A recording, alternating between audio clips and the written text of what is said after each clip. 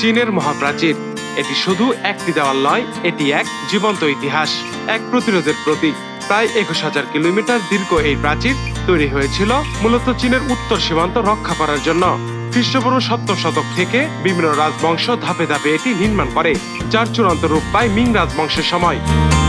এই প্রাচীর তৈরি হয়েছিল মঙ্গল আক্রমণ ঠেকাতে। হাজার হাজার শ্রমিক, সৈনিক এবং কারাবন্দীদের ঘাম আর শ্রমে গড়ে উঠেছিল এই বিশাল কাঠামো। পাহাড়, মরুভূমি আর বন পেরিয়ে এটি এমন সব স্থানে দাঁড়িয়ে আছে যেখানে ভাবাই কঠিন।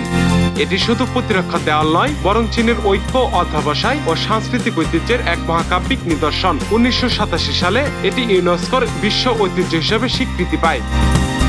আজ এটি বিশ্বের 7ম আশ্চর্যের একটি, যেখানে প্রতি বছর লাখো মানুষ ছুটে আসে এই বিস্ময় স্পর্শ করতে। চীনের মহাপ্রাচীর আমাদের শেখায় মানুষ চাইলে পাহাড়কেও জয় করতে পারে।